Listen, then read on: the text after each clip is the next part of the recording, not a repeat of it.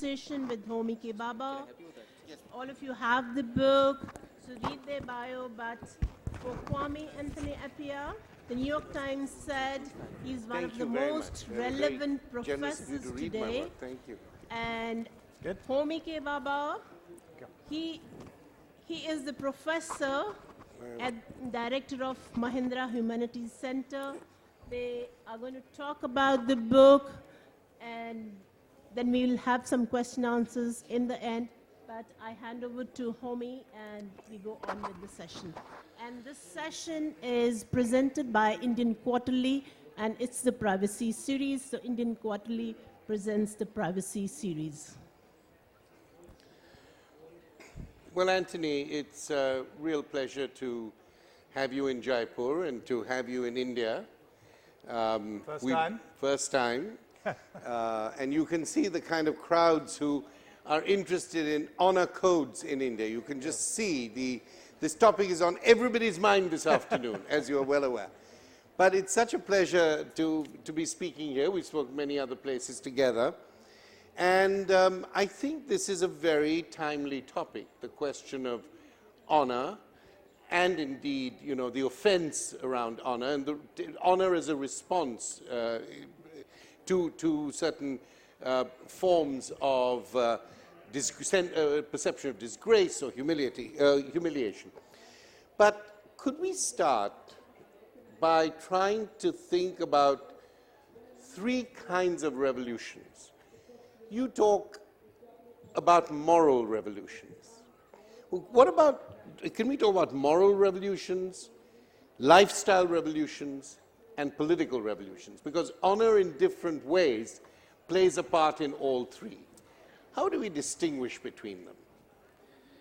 Well, so the idea of a revolution is basically the idea of a big change in a small time.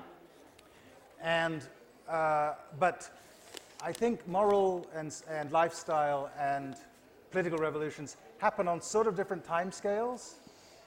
So the kinds of revolutions I'm interested in are things like the disappearance of slavery from the Atlantic world, the disappearance of foot binding from China. And those sorts of changes, I think, happen on a kind of generational timescale. They take about 20 years, 20, 25 years from the beginning of the big push to the moment when they won. We've just seen, in the United States, we've just seen such a moral revolution, I think, in relation to gay marriage. Over about 25 years, it starts from being completely ridiculous, everybody thinks it's crazy, and then now, if anybody's under 25, they just think it's obvious that you should have gay marriage. So that's, I think, the sort of timescale for moral revolutions. Political revolutions, of course, involve, again, upheaval, significant change. It's perhaps worth remembering that the revolution was originally a metaphor from astronomy and astrology, from the idea of big changes in the heavens. And the big changes in the political domain, of course, have to involve changes of regime. But I think our stereotype of the political revolution comes from obviously from the French Revolution. Yeah.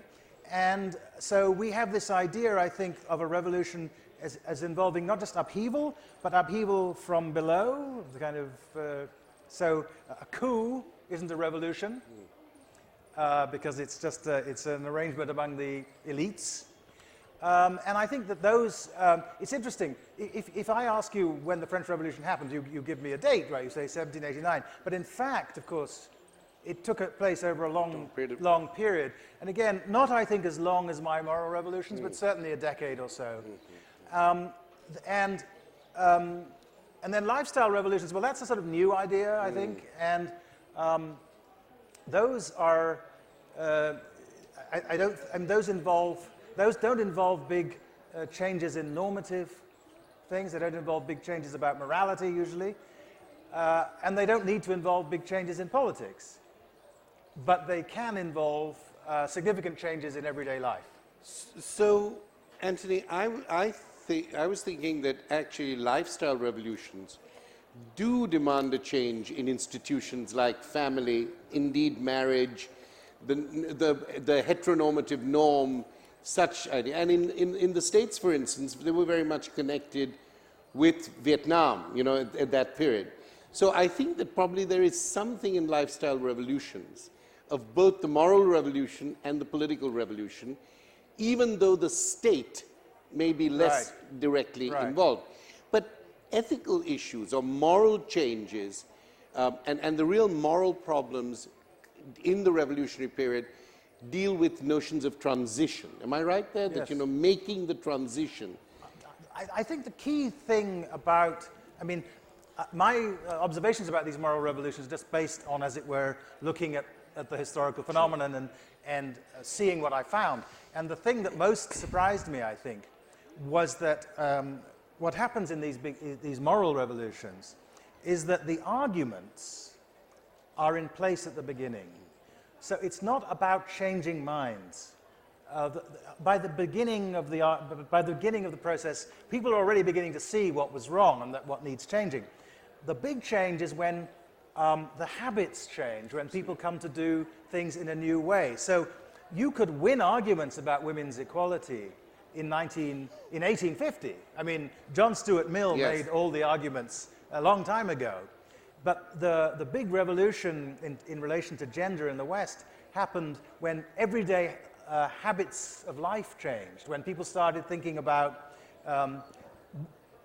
things that would have been thought ridiculous in the past, like is it an ethically significant decision whether I open a door for somebody? Yes. Right? Or stand up when a woman stand up enters. when somebody enters the room, or call somebody a lady as opposed to a woman.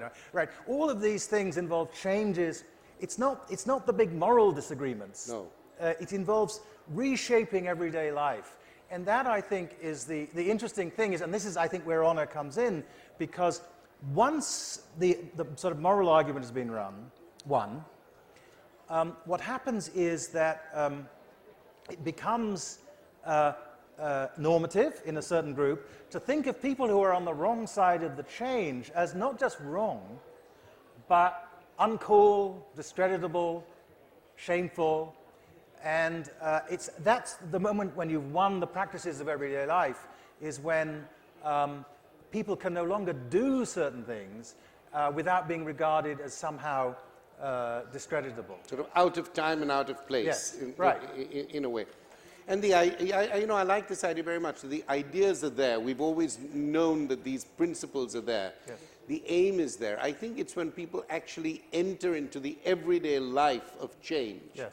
That's why I stress the notion of transition. When they enter into that everyday life of change, then you really begin to see what it means to live with and by those ideas. Look, it's very interesting. Take slavery, right? In the kind of slavery that there was in the Atlantic world, for hundreds of years until the abolition of the slave trade in the early 19th century. The argument that there was something wrong with slavery, Aristotle thought slavery was okay, but there were arguments against slavery already in Aristotle's time. It isn't as if it suddenly occurred to people that it might not be okay to treat people in those ways. What changed in the late 18th century, what changed with the abolition of the slave trade, led in the Atlantic world by the Quakers, who were a tiny religious minority. What happened was a change, not just in thinking about it, but in saying, we've got to do something. Yes. We can't do this anymore. The Quakers in Philadelphia in the mid-18th century, they wouldn't speak. They started not speaking to people who had slaves. Right. I think there is another issue here too, which is looking at it from the other end. These ideas are in place. Then there are a number of people in power, in authority, who take on the more radical ideas of change. Yes. But there is also the other force, is those who have been oppressed in some way begin now to actually representing themselves, struggling, fighting even, and then make cause with those members of the establishment who've changed sides. So it's a kind of, that's what I meant by transition. So it's a change at every level. A change of the oppressor, a change of the oppressed, a change of the powerful, a change in the powerless. I think this is really quite important. Let's get to the question of honor. Okay. And in particular to honor killings that you really have talked about. And one of the matters I'd like to bring up today is the honor killing, two incidents of honor killings in India. I think you probably know about both, but I'm going to talk about a film, two films in fact. One called Talwar, which is about the girl whose parents are in jail because the idea is that the parents killed the girl, and we had a session on it yesterday. Yes. At the privacy, in the privacy platform, and you were there. And there's another film called Mehsana, and very simply, it's the issue. I know you don't know. It's very a young couple are found in a hotel room together. The police intervenes. The boy kills himself out of shame. The girl is left to face the music, and it's not very pleasant music. But in both cases, for different reasons, the notion of honor is used. And it's not the straightforward honor killing. And I want us to think about honor in less formal contexts. Mm-hmm. So in the first case, in the case of the Talwar or this Arushi killing, the police have made up their minds that the parents have killed the girl, and their argument is that these were a very fast couple, very westernized couple. The daughter was very alienated from them. The daughter had a relationship with the servant who gave her a sense of security. And finally, they killed both the daughter and the servant. This is the police, an early police response, because of the question of honor. Mm-hmm. Their honor was besmirched. And here, of course, it's class, it's status, honor connected with these more everyday things, unlike honor killings in the more traditional sense. And in the second case, in Mehsana, the father of the girl says, you have dishonored the family by having this. You didn't even think of what you're doing. Your lack of thought, you dishonored my family. He happened to be a priest and a professor of Sanskrit.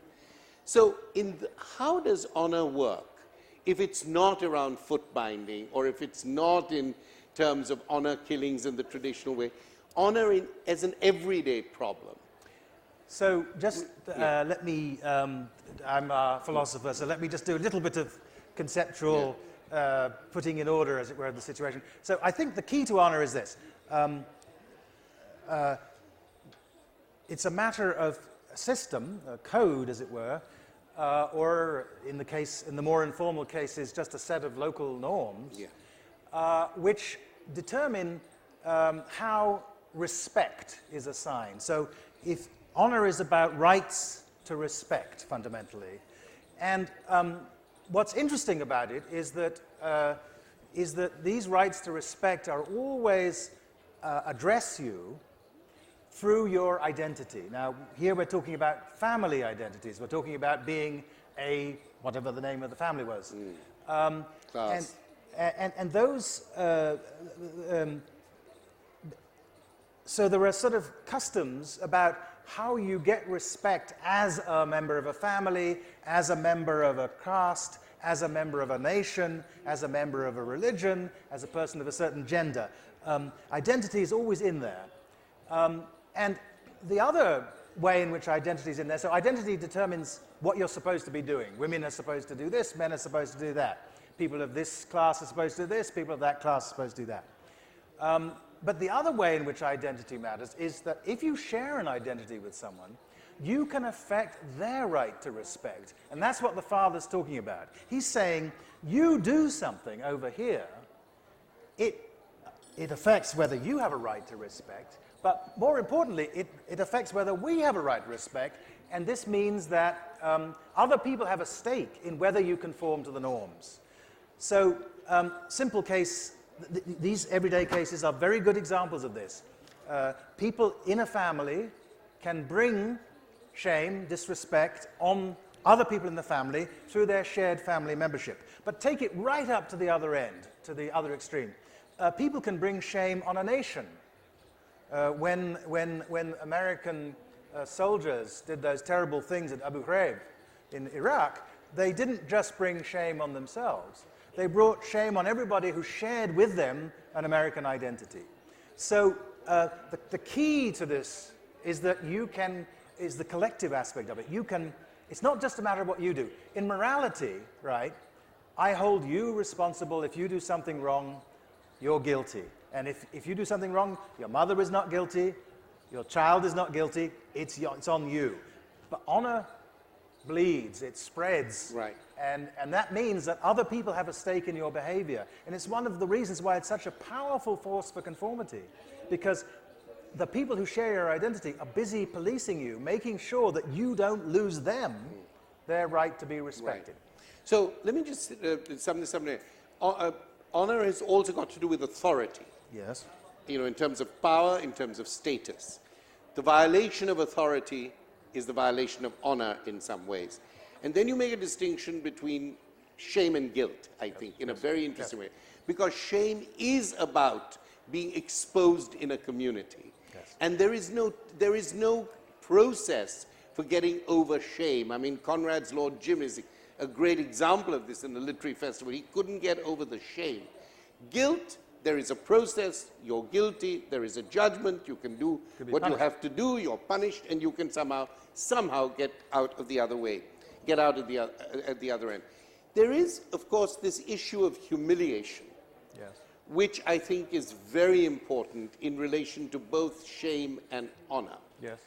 And I bring up this question of humiliation because very often people who are oppressed or marginalized or humiliated feel in some way that they've got to claim their honor, and sometimes do very bad things to claim it, and sometimes do very good things to claim it. But that's a different kind of claim to honor than the demand of a father who says, by sleeping with somebody in a hotel room, you've dishonored me, you've dishonored our family and our community. Right. Can we talk about honor as a kind of, as an ambivalent response to shame, sometimes an important identity-seeking response Yes. to humiliation? So I said that honor can work can work collectively, but of course there is also individual honor, and one of the things that's at stake in much humiliation is not the loss of respect for some group, it's the loss of a personal sense of respect. And one of the functions of humiliation, when people rightly worry about torture in the world, actually, if you ask people who've been tortured, it's not the pain they remember. What they remember is the sense of the loss of agency and the sense of being humiliated, being laid low, being under somebody else's control, being no longer your own person. Now that very individual sense of humiliation can lead people, of course, it can both lead people to depression and suicide, but it can also lead them to feel, I've got to get my agency back, I've got to claim the world back. Now, so that's in the individual case.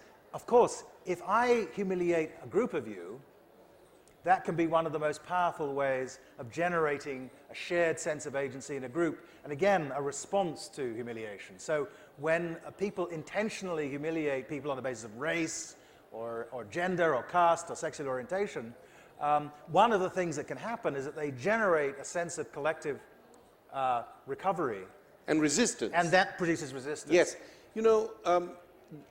This idea of torture and the experience of torture, you're quite right. If you read the Guantanamo or Abu Ghraib reports, and then you think of that great book by Jean Amery, Mind at the Limits, where having been tortured by the Nazis, he said, the worst thing in a moment of torture, the thing that I never forgot, was that there was absolutely nobody who was going to actually support me. I was completely at the end. I was completely alone. And he said, once you've been tortured and have experienced that existential desertion of the world, it's very difficult to get it back. Yes. We can take the concept of honor and relate it to, and honor, dishonor, humiliation, relate these things to specific moments, specific histories. But even as we've been talking, honor and shame emerge in so many different contexts. I wonder whether our political language is too much concerned with political rationality, too little concerned with what Immanuel Kant called the unsociable sociability of societies. Do we focus too much on rational responses, since we tend to think we live in a quasi-secular world, and less on mystical, metaphysical, even affective and emotional ways in which we deal with the world and the wounds and hurts that we receive? You absolutely cannot make sense. Look, human beings evolved for most of our history as a species. We evolved in groups of 100, 120. We were a small face-to-face creature, and that was what produced our psychology. Now we live in, there are what, 1.3 billion Indians? And they live together as Indians in a certain way. I mean, it doesn't always work, but the sense of yourself as an Indian is a real thing. How can you take the psychology of a creature that was designed for groups of 100, how can you take that and make it work for 1.3 billion or 330 million Americans or 1.5 billion Chinese? Well, or for that matter, 30 million Ghanaians. The answer is, in part, through these forms of emotional identification. It's only because I'm an American citizen by choice, and what matters to me about Abu Ghraib, right, is derived from my identification with my now country, and that identification means that I have a stake, and the stake that I have, I believe the central stake, the central nationalist stake, is a stake in the honor of your country. My country can do things that bring dishonor to me, and I can do things that bring dishonor to my country. I can bring honor to my country, and my country can do things that bring honor to me. Honor ties us together in a way that the rational stuff doesn't. I have no rational connection with a random American living in Athens, Ohio, where Atul Gawande comes from. There are lots of people there. I don't know any of them. I have no rational connections with them. My connection with them, I mean, I have many connections with individual people there through all kinds of identities. But by national identification, unless you have that sense that you have a stake, and what does that mean? It means that you have a stake in the nation as an actor in the world, right? This is sort of part of Ben Anderson's point about imagined communities. What we're imagining ourselves, we're thinking through newspapers, through television, through other forms of narrative, through movies. We're thinking of ourselves as part of this vast collectivity, which is an eye on the world stage. India does things. India is things, and through my identity. Now, of course, without that psychology, you couldn't hold these vast collectivities together. There are more emotions than honor and shame. I don't mean that's the only one. But I think it's much more important. People often talk about patriotism as a matter of love of country. Love is, I love Italy. Love is sort of irrelevant to, I think, most of the time. What matters is this deep investment that you have in a country, if you are a patriot, which derives from the sense that it does things that profoundly affect me through this mechanism. And I feel the shame of Abu Ghraib. When I think about, if I want to make myself feel bad, it's pretty easy. I think the United States has 4% of the world's population and 25 or 24% of the world's incarcerated people. That's terrible. That's shameful. We should be doing something about it. Absolutely. So, Anthony, let me just pursue this point a little further, because you're absolutely right. We've both written about the nation as a kind of ethical and imaginative and political form of identification. Yep. The nation, its people, our shared citizenship, and so on. Of course, now it is complicated with diasporic peoples who have a double identification. They're Indians in America. They feel that sense of honor, shame, humiliation, authority, deauthorization, and they feel it for India, and maybe even somewhere else. Yes. So I think that the nation has become a much more is part of a much more complicated set of relations, whether emotional or political. Now, we've talked about revolutions, moral, social, political, lifestyle, and inflection points. We've talked about the question of honor codes. We've talked about humiliation and shame. We've talked about the nation. We've talked about torture in the sense of agentlessness. I am not an agent. I have nobody I can depend on. And that profound sense of dishonor, that profound sense of loneliness. And then we've talked about the reversal of that. Dishonored people then decide to come together and rise and establish a form of honor. I wanted to ask you about honor and the law in a particular context. This is the context of cultural defense cases. Cases in the United States, and there's a whole range of these cultural defense cases, where somebody says, I came from Cambodia. I've just come, in Cambodia, if my wife or my husband does X, this is such a dishonorable thing that I can physically be violent to them. I can maim them. And very often, when these cases come up, they're called cultural defense cases. And the defense is this person who's come from another country and another culture carries with them certain norms.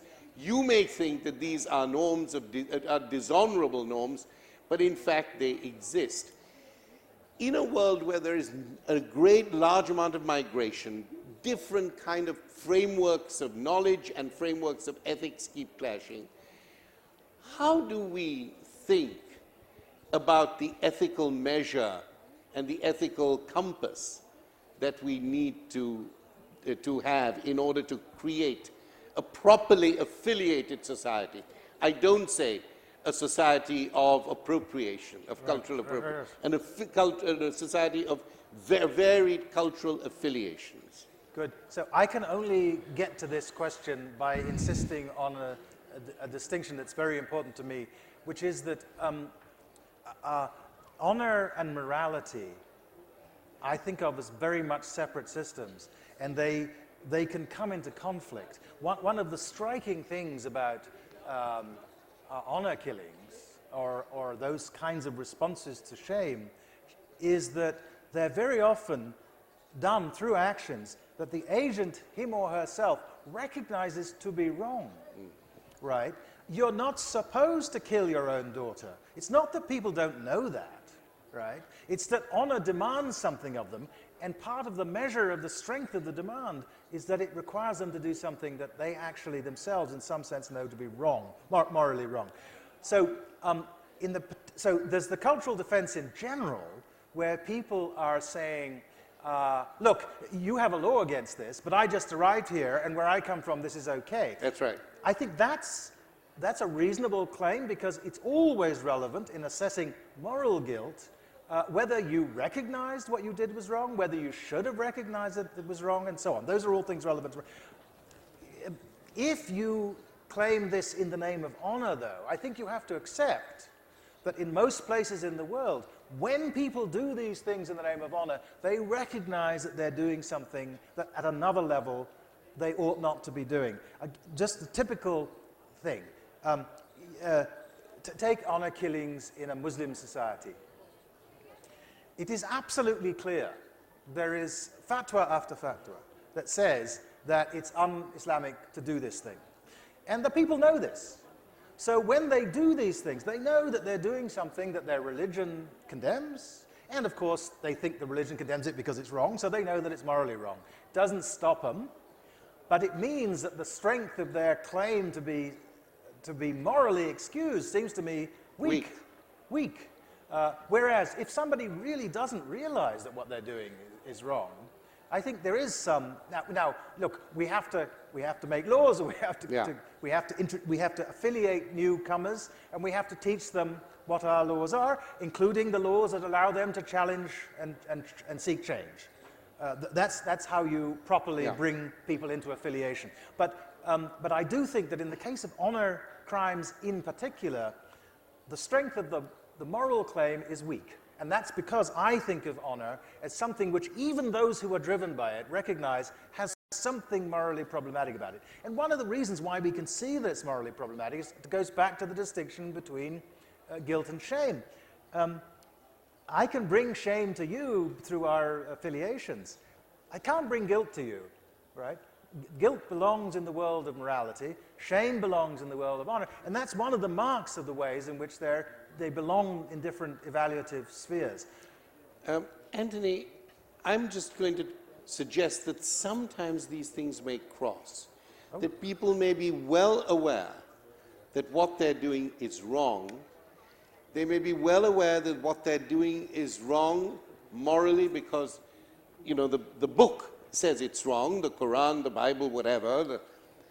But the social pressures on them are such that our whole social and economic system puts the pressure on them and would seize up. They would not be able to, you know, dishonor. If you are dishonored in your community, depending what the community is like, people may not trade with you, they might not talk to you. So I'm just saying sometimes the two things cross. And absolutely, I completely agree. And so, as I said, because honor is so much about people who are tied up with your honor in policing you, they're constantly doing that. And so, yes, absolutely. If I allow my daughter to be out with this boy without our consent, then I can't marry off this daughter, and my son can't get a wife. So let's talk about something that exists, I think, everywhere, quite universally, which is the dishonor related to sex and sexuality. That seems to me to be a very palpable, tactile, kind of volatile thing. There's more quarrels about that. I mean, maybe there should be many more quarrels about, you know, financial misdemeanors, huge amounts of money being lost by massive corporations. You know, those are deeply dishonorable and actually change the economic possibilities of millions of people.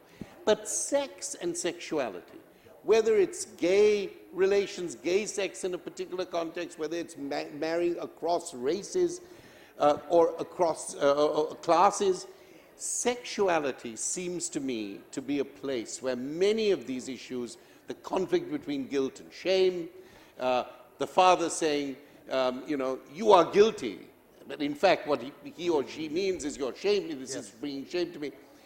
Why is sexuality such a live, volatile, and problematic area, whereas in fact it is so fundamental to each of us, to the very nature of human recognition and desire? So we're in a stream of panels about privacy. Yes. I think privacy is really, really interesting in relation to sex, and actually also in relation to excretion, because everybody knows that everybody else is doing these things, right? It's not a secret. There's no epistemic closedness. We know that when people marry, well, they have sex, and when people go into the bathroom, they excrete, right? Everybody knows this. What's constrained by shame is the visibility, the exposure of these things. It's one thing for a couple to have sexual relations, you know, behind closed doors, behind the curtain, with the curtains closed. But you don't do it, and the same with excretion. You don't do it in most societies anyway. You don't do it in front of other people. It's a really interesting question. Why this thing that everybody does and everybody knows everybody does, and these are functions that if we didn't do, we wouldn't exist, so they're kind of important. Why they have been closed off in this way. But shame, because shame is very much connected with the visibility and being, and we blush, we have seen. The loss of respect has to do with being seen in a certain way. It has to do with how you're regarded.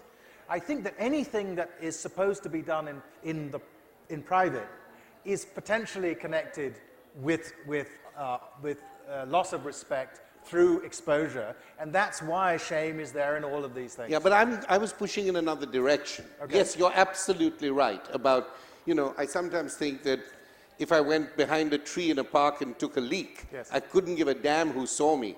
But if I did it in the center of Colaba, Bombay, where I live, I would be very conscious to see who's seeing me having a pee. You know, and that's a perfect. But I was thinking more about sexuality, shame, honor, dishonor see. across races. Okay. Same-sex relations. Yes. There, it's less simply about doing something in private, in public, which you be doing in private.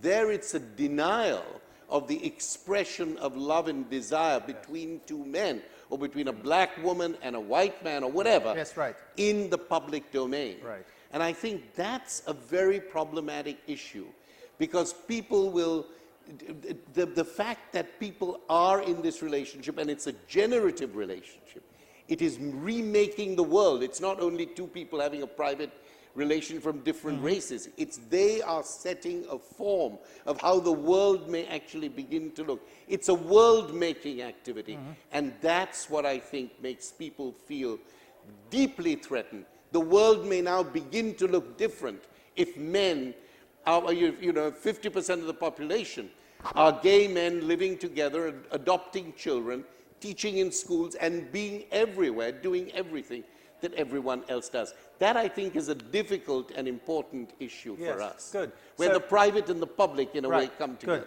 Good. So what's going on there, right, is that honor is the mechanism that's being used to police a normative idea. The norm, the old norm against miscegenation, against interracial relations, was, of course, not in itself about policing sex. It was about policing relations of power between two racial groups. But the closet, the demand that gay couples, both men and women, if they do anything, preferably they don't do anything, but if they do something, they not only do they not do it in public, they do not let it be known. Right. This is different from the case of heterosexual privacy. Nobody's keeping it a secret. In fact, a wedding ring is about the fact that you two have declared that you're in this business where one of the things you do is have sex and make babies. Right. That's the norm of heterosexual relations. The point about the constraint on homosexuality was that if you said, not if you did it in public, right? That, of course, was like all sex. You couldn't do it in public. But if you said that you were doing it, if you let it be known that you were doing it, that was the offense. The shame was associated with the acknowledgement. The acknowledgement of it. So I think that's why it was really important, and it was a deep insight of the gay rights movement in the West in the late 60s and early 70s. Why coming out is important. Coming out isn't about describing your sexual practices in public. It's about saying, look, I'm not going to tell you what I do in it. I'm not going to give you the details, as it were. I'm not going to dish the story of what goes on. But I am going to tell you that I have sexual relations with men, if I'm a man, or with women, if I'm a woman. And I'm making public this fact in order to, first of all, this is back to your point about resistance. First of all, in order to escape myself from the shame. The first people who did this, they didn't escape from shame, right? It's not just that they were treated with a lack of respect by the people to whom they revealed themselves. It was that they themselves felt, of course, a sense of loss of respect, and they were right to, because respect is not just about how you feel, it's about how you're seen. It's a relational thing. So of course it was true that other people were now regarding them in the way you don't want to be regarded. You don't want to be regarded with contempt, right? Nobody wants to be regarded with contempt. It's the center of, you mentioned Kant, it's the center of Kant's moral idea that respect between persons is at the heart of our moral lives. Well, so if you can if you know that in your world you lose regard when you reveal something, then in the first instance when you do reveal it, you will feel shame, even though, again, the moral, the distinction between morality and honor, even though you don't think you have done anything wrong. You have won, the moral argument is over. You do not think that you're doing anything wrong, but you know that what you're doing is shameful in your society, and the only way to stop it being shameful is for more of you to do it, or to make it known that you're doing it. It seems to me that the threat on the other side, is what I call world making. That this is another and a new way of living in this particular society. It's with respect, it's a life of relationality, it's a life, I think the problem with sex is that people are quite happy at times in the power structure to accept somebody of a different race above them. But should this intrude in the private, public nature of sexual relations, then I think it makes the world go round in a very different way, because it says this is the way people will live in public. And I think that's something we've got to protect. A certain private choice of how you live in public. Yes. And I think that's the wavy and fine line of public ethics today, to respect that way. It's a private decision with public account, and it is changing the way the world looks and the way the world is. Yes. Should we? Yes, sorry. I just want to say that notice that this structure can be there in relation to other forms of secret. So it's there in relation for Jewish conversos in Spain after the Reconquest, right? They have to hide the fact of what they're doing, and if they're exposed, they're shamed. I mean, again, it's not because they think they've done anything wrong. It's nothing to do with morality. It's to do with this sense that you lose the regard of your community, of the people around you. So that's a very important thing to resist in every domain. Now, I think when my parents, my father was West African from Ghana, and my mother was a European from England, and they got married in the 1950s. I've seen letters written by complete strangers to them, condemning them for what they were doing, using foul, vile language. So people who didn't know them, who had nothing to do with them, people who were living in other countries, were for some reason profoundly disturbed by this thing. And I think that, so they're actually insisting on having a public marriage and living their lives and making babies and having people like me. All of that was, which then of course lots of people did, all of that was again part of breaking down that thing. Now, as that happens, it's just a fact that it does threaten the racial hierarchies, right? The people who were worried about the connection between miscegenation and anti-racism were correct, right? It is true that that's one of the ways in which these things begin to break down. So they were right to be worried about it if they wanted to maintain the racial hierarchy. That was my point. That it's about the world looking and being lived at in a totally different way. And the difference isn't just about sex. And it's not just about sex, it's about relations. And it's about the construction of new social relations. In fact, it's about moral revolutions, lifestyle revolutions, and political revolutions. And not only the political as the personal, because the conundrum, the terrifying psychological condition you describe of knowing that you're not wrong and being seen as being wrong and not being able to speak up about it was in many ways the condition of colonization. Yes. It is what I think Fanon called double guilt. You know that you're not wrong. Yes. You know that you're responding to a system that is profoundly unfair, but you cannot actually do anything about it.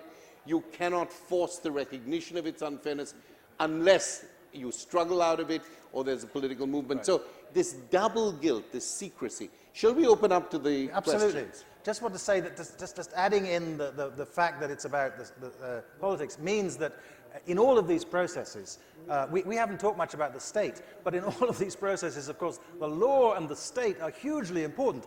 They're not determining. No. But you've got to get the laws right. Yeah. You've got to have laws against honor killing. You've got to have laws against racial discrimination and so on. But the battle is not just won in the state. Yeah, it's not, absolutely. Because the architecture of the state then moderates the other institutions to some extent or another. And of course, newspapers, the whole publicity area, the public domain is so influenced by the institutions of journalism, by the institutions of media, which in many ways are in a dance with the law, sometimes a brave dance, and sometimes a much less honorable dance. So, questions, please. Sorry? Well, you know, everybody has here a right. So why don't you just be totally arbitrary and go where you see it? Yeah. Jump, scream, shout. Yeah. Oh. I wish to know from you what exactly was your sense of honor. How has it evolved?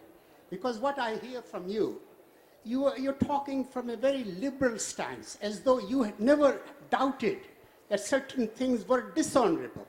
For instance, in Canada, I live in Canada, I've seen two murders in the Muslim community of honor murders.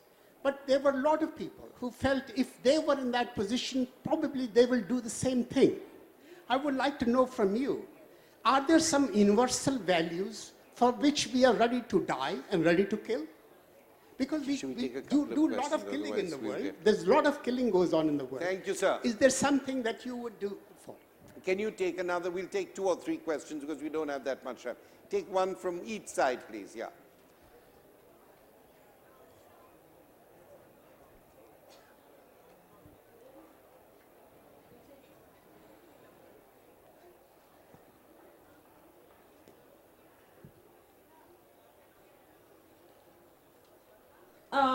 Professor Appiah, could you please perhaps say more about why you think honor is extra-moral in some sense? Is there some kind of conceptual distinction between social norms and moral norms that you're drawing on? I can't quite get that. Sure.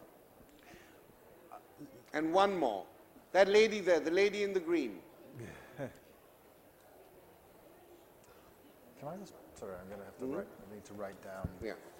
My question is that when you look at the code of honor, especially in relation to sex or sexuality, is it not that we are not coming to terms with the residual element of tradition which exists even in a modern society, like the patriarchal ownership of a girl's body? That kind of a thing, you see, if we dismiss it from our mind, what we consider as shame is no longer shame. Then you have bypassed totally the question of human rights. Even individuals have human rights which confront their own family institutions, and that should be taken into consideration. Thank you. Third point, just one more small point, that shame can be felt when the violation of a community's rights are there on religious grounds, because we have a whole history in the subcontinent where religious rights have been violated and there has been a notion of revenge and hatred. Thank you. So, on the first question about whether there are universal values, yes, I think so, but they are inflected always by the fact that we are embedded in social relations, we're embedded in communities and families and so on. So just take what I said was this central notion of respect, right? Well, the mechanisms of respect are themselves mediated by cultural practices. If I do this in Ghana, nobody has any idea what I'm doing. So there are going to be different forms in different places, but I think here's a universal claim. Well, basically I accept the rights in the Universal Declaration of Human Rights, including the right to holidays with pay. So I think there are universal norms, and I don't know whether I'd be willing to die for them. It would depend on what the chances were of success in the enterprise. The question about the residue of tradition in the subcontinent, and I think the question about the residue of tradition is a very important issue. As time goes on, of course, we have to question what those traditions are, whether in relation, as you say, to a whole movement and discourse of rights, those residues are ones that we want to retain, or they're ones that we don't want to retain. Now, we can make such a determination, a court can make such a determination, a community can make such a determination. That doesn't mean that this somehow disappears immediately. But I think it's very important to see how tradition allows you to work with the future, and to how tradition allows you to understand the future, not simply how tradition keeps holding on to something from the past. If tradition is not translatable, then I think that to some extent its value is diminished.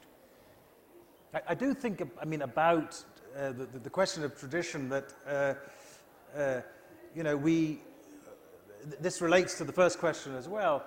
You're only going to be able to make sense of moral claims against a framework background. So that if people come from different background frameworks, the chances of their being able to come to agreement about the norms may be reduced. So we do need to have dialogue, debate, discussion within societies and across societies about what the norms are that we want to sustain. Can I just say something? You asked this question about the difference in morality and honor. I mean, it's just this simple thought that people, on the one hand, recognize that there are honor codes that are binding on them, and on the other hand, they recognize that there are moral demands binding on them, and sometimes they pick one over the other. I first noticed this when I was looking into dueling in England, which is an honor practice, and one of the amazing things about it is that the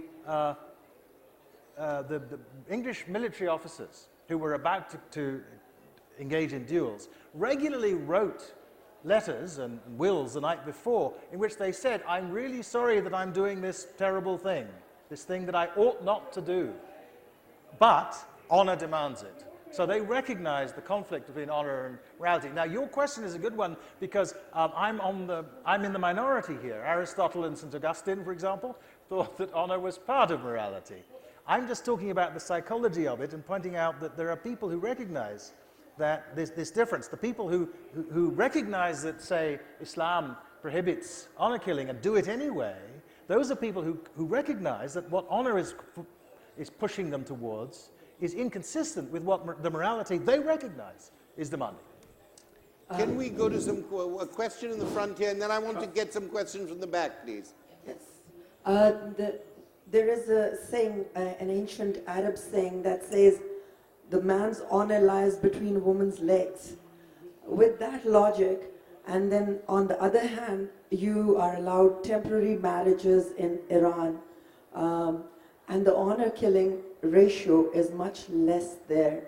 Do you feel that there is something that is happening in these two situations that have influenced the honor killing amongst Muslim communities and representatives of those communities in other parts of the world, according to the leading they have, whether they're Shias or Sunnis? I'm no expert on the distinctions among Muslim sects, but I would say that it's really important that the honor-killing practices that, for example, one sees in the Middle East were to be found in Christian as well as in Muslim Arab societies, and that they're in fact pre-Islamic, these practices. So I don't think they have, in a way, Islam is right in recognizing that it doesn't have very much to do. But honor killings happen in other religious communities well, they happen. So it's not, you know, I'm just saying in the Middle East it happens among Christians and Muslims. Yeah. Of course, in India it happens. It doesn't just happen with Muslims. Yes, exactly. So I think it's sort of independent of the religious. The one from the back here. Who is there in the back? Yeah. Yes, please. Thank you. You mentioned the state previously, and I'm just wondering if you can comment on the relationship between the retention and exercise of sedition laws and cultural, political, national values. I imagine you're trying to draw me into some important local discussion. So and I don't know enough about the local situation. Well, sedition laws basically involve when a charge is brought against a person who is perceived as having brought the reputation of a nation into disrepute. No, I know what sedition laws are, but I'm assuming that this is a debate that's going on in India, which I'm not fully aware. But so let me just say what I think about it, without meaning to enter into the local, because I don't know enough to do that. Sedition laws are precisely about the maintenance of national honor or of the honor of elites. And they're very widespread, and they're to be found in many, many societies over very long periods. I believe that in democratic societies, the right way to sustain the honor of the nation is to allow people to criticize it. After all, in a democratic society, we together are in charge of the republic, and our views together are supposed to determine what happens. If I find what the state is doing to be contemptible as a citizen, I think I should be allowed to say so, because that's one of the mechanisms by which I get to challenge and change it. And of course, the question of honor is often very closely related to this notion of defending the honor of your nation. Absolutely. And which is a way of completely destroying any possibility of critique, any possibility of opposition, any possibility of a citizen to impose upon the state the fact and to make the state aware of its own own actions. So sedition is in a way state secrecy. It's this idea of kind of allowing things that the state is doing to be sort of kept secret by saying that you are a conspirator against the state.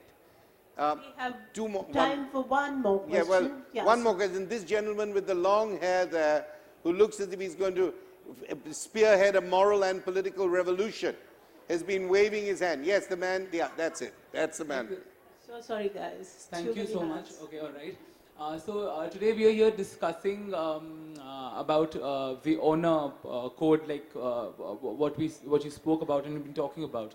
So, isn't us, the people, the society, the one who reinforce the ideas related to what we are debating today? So, we take a part in almost reinforcing all the ideas. Then we are also maybe condemning them at one point and or questioning them or debating about them. And also there's a separate group at one point forming the laws, and not everybody is involved. So isn't there a constant conflict between the formation of laws and what we reinforce? This is a question about democracy, yes, and democratic discourse and discussion. Right. Yeah. Well, I just think that one of the ways in which you get people engaged with this discourse about what the state should be doing is by getting them to care about what it does. And one of the reasons why we care about it is because it reflects on our own, because it can bring honor and shame to us.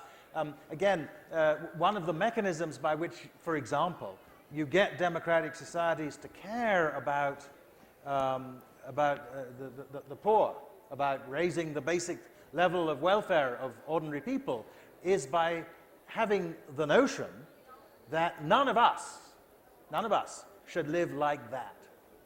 Yeah. Right? And that's and if we allow somebody to live like that brings, it's wrong, but what motivates us isn't really that it's wrong, it's that it's shameful. As we end, I just want to raise an issue that we haven't raised, but I think underlies almost everything we've said, which is the need to build a strong civil society. Yeah. It is when you build a strong civil society that forms humiliating forms of dishonor to minorities, to people from who live in different ways than oneself. These things can be actually checked.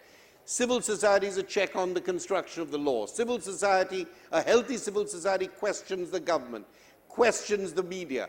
I think what we really take away from this is questions of honor and shame can be understood better and can actually, and revolutions can be made when we give civil society the kind of place and power that it deserves amongst us. And I think the most important thing there is the possibility of free discourse, dialogue, and discussion based on the fact that disagreement and dissensus is not in some way social destruction. Dissension, agreeing to disagree, is absolutely important in a pluralist society. Thank you very much, Anthony. Thank you very much for your participation. A big round of applause for Kwame and Homi Bhabha for such a thought-provoking session. Thank you so very much.